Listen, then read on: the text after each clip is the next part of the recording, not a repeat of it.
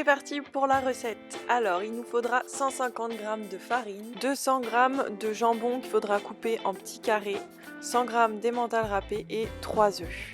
Il faudra aussi un sachet de levure chimique et 6 cuillères à soupe de crème fraîche. Et pour terminer, il nous faudra du poivre et du sel. Alors pour commencer, on va du coup dans mon robot mettre la farine et les 3 œufs et commencer à mélanger le tout. On va y rajouter, une fois que ce sera un peu mélangé, la levure chimique, donc le sachet entier. On va attendre que ce soit bien mélangé, ça va faire une petite pâte.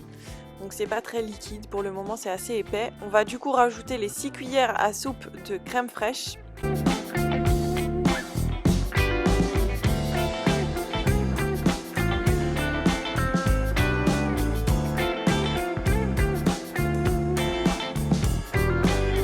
Une fois ces 6 cuillères à soupe ajoutées au mélange, c'est parti, on mélange le tout.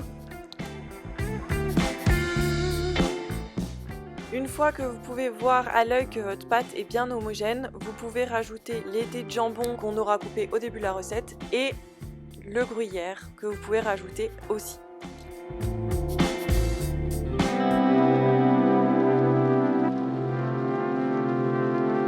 Et c'est reparti, on mélange le tout. Alors vous allez voir, ça a un petit peu de difficulté au départ à se mélanger, mais la pâte ne doit pas être trop liquide. Une fois la pâte bien mélangée, on rajoute la pincée de sel et la pincée de poivre. Donc comme vous pouvez le voir, la pâte ne doit pas être trop liquide. Je vais donc prendre un moule à cake et venir mettre ma pâte entièrement dans le moule à cake. Et une fois votre cake dans son moule, vous pouvez le mettre au four 30 minutes à 180 degrés. Alors évidemment, n'oubliez pas de préchauffer votre four au début de votre recette. J'espère que vous allez vous régaler. Bon appétit!